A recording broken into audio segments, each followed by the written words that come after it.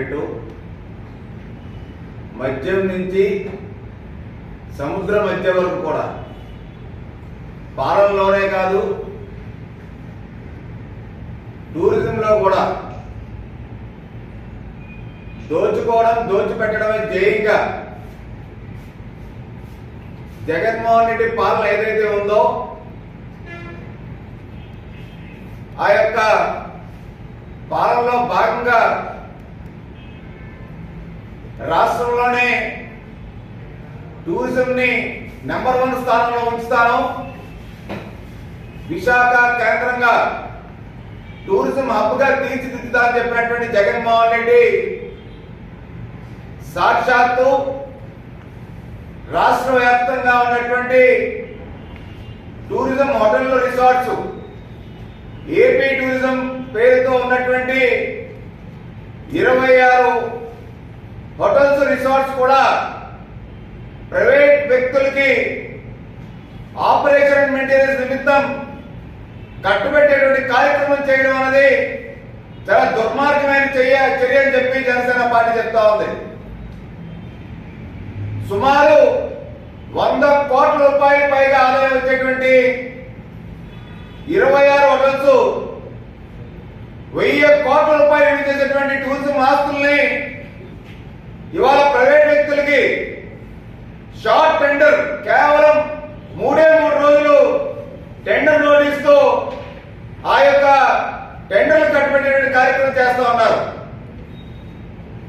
అంటే 26 ఆస్తుల్ని టూరిజం ఎప్పటి నుంచో మెయింటైన్ చేసుకుంటూ రాష్ట్ర ప్రభుత్వం మయాంలో సుమారు 1100 మంది ఉద్యోగులు పనిచేసినటువంటి ఏపీ టూరిజం శాఖలో 100 కోట్ల రూపాయల పైగా లాభాలు ఆర్జిస్తున్నటువంటి ఏ ఒక్క టూరిజం హోటల్ కూడా నష్టాల బాటలో లేదు.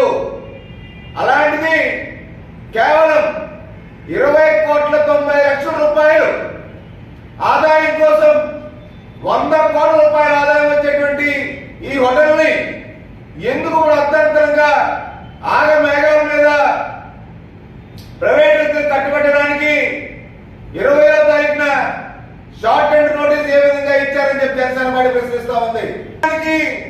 టూరిజం ఆస్తుల్ని టూరిజం హోటల్స్ ని ఈ యొక్క చర్య పాల్పడ్డారని చెప్పి జనసేన పార్టీ ప్రశ్నిస్తా ఉంది. ఎన్నికలు సమీపిస్తున్న వేళ నెల రోజుల్లో ఎన్నికల నోటిఫికేషన్ రాబోతోంది. ఎన్నికల నియమావళిని ఉల్లంఘించి 4 ఏళ్ల 9 నెలల పాలనలో జగన్మోహన్ రెడ్డి కానీ టూరిజం మంత్రులు కానీ మన జిల్లాల గతంలో అరగంట మంత్రి కానీ ప్రస్తుతం తైతక్లాడినటువంటి రోజా కానీ ఈ టూరిజం అభివృద్ధి చేస్తామని చెప్పినటువంటి వాళ్ళు ఈ 4 ఏళ్ల 9 నెలల్లో వీళ్ళకి కాన్ రాలేదా? ఇప్పటికప్పుడే అర్ధాంతరంగా 3 రోజుల్లో షార్ట్ టెండర్ నోటీస్ ఇచ్చి 1000 కోట్ల రూపాయలు విధించేటువంటి టూరిజం ఆస్తుల్ని కేవలం 20 కోట్ల రూపాయల ఆదాయానికి కట్టబెట్టడానికి వీళ్ళు ఎందుకు శ్రీకారం చుట్టారు? దీంట్లో ఆంతర్యం ఏంటి? వైసీపీ నాయకులకి జగన్మోహన్ రెడ్డి తొత్తులకి ఏదైతే రోజా లంచాలు దిగమింగి ఈ యొక్క చర్యకు పాల్పడడం వాస్తవం కాదని చెప్పి అడుగుతా ఉన్నాం. అనంతగిరిలో ఉన్నటువంటి కాలేజ్ ఏదైతే ఉందో 40 లక్షల రూపాయలు వ్యాపారం చేస్తుంది. 15 లక్షల రూపాయలు ప్రతి నెల ఆదాయం వస్తుంది అనంతగిరికి. వ్యాలీ రిసార్ట్ ఏదైతే ఉందో ఆ వ్యాలీ రిసార్ట్ 70 లక్షల రూపాయలు ప్రతి నెల వ్యాపారం చేస్తే సుమారు 20 నుంచి 20 లక్షల రూపాయల యొక్క వ్యాలీ రిసార్ట్ లో మిగిలితే రాష్ట్ర ప్రభుత్వం ఎక్కడికి ఏదైతే అరకులో మయూరి రిసార్ట్స్ ఏదైతే ఉందో 70 లక్షల రూపాయలు ప్రతి నెల వ్యాపారం చేస్తే ప్రతి నెల 5 లక్షల రూపాయలు మిగిలేటువంటి పరిస్థితి. అంతేకాకుండా లంబసింగ్ లో కొత్తగా ఉన్నటువంటి రిసార్ట్ ఏదైతే ఉందో 15 లక్షల రూపాయలు వ్యాపారం చేస్తే 5 లక్షల రూపాయలు లాభం వచ్చేటువంటి పరిస్థితి.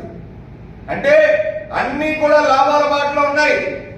అక్కడే హ్యాంగింగ్ థ్రెడ్స్ అని ఒక ఉయ్యాలు ఊగేటువంటి ఒక రోప్వేలను పెట్టారు.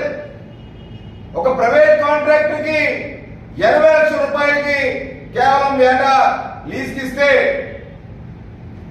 1,20,00,000 రూపాయల ఆదాయం వచ్చింది ఒక ఏడాదిలోనే. అంటే ఎన్ని కోట్ల రూపాయల నష్టం టూరిజానికి ఒక ప్రైవేట్ వ్యక్తి దారాదత్తం చేసేటువంటి ప్రాజెక్టు దీన్ని బట్టి అర్థమవుతా ఉంది. ఇది కాకుండా మీకు తెలుసు మీ అందరికీ ఋషికొండలో ఉన్నటువంటి టూరిజం ప్రాజెక్ట్ ఏదైతే ఉందో 57 రూములు, ఒక కాన్ఫరెన్స్ హాలు, ఒక డైనింగ్, ఒక రెస్టారెంట్, లాను అన్ని ఉండి ప్రతి ఏటా 80 లక్షల రూపాయలు ఆదాయం వచ్చిన రుచికొండని కొల్లగొట్టి బోర్డు చేసేసి ఆ రుచికొండల భవన నిర్మాణం కోసం ముఖ్యమంత్రి తన విలాసవంతమైనటువంటి భవనం కోసం 500 కోట్ల రూపాయలు సాక్షాత్తు ప్రజాధనాన్ని వెచ్చించారు. 500 కోట్ల రూపాయలు రుచికొండ భవనాన్ని వెచ్చించినటువంటి ముఖ్యమంత్రి కేవలం 20 కోట్ల రూపాయలు రాష్ట్ర వ్యాప్తంగా వచ్చేటువంటి టూరిజం కి ఆదాయాని కోసం ప్రైవేట్ వ్యక్తులు కట్టుబెట్టడం అనేది ఎంతవరకు సమంజసం చెప్పి అడుగుతా ఉన్నాం.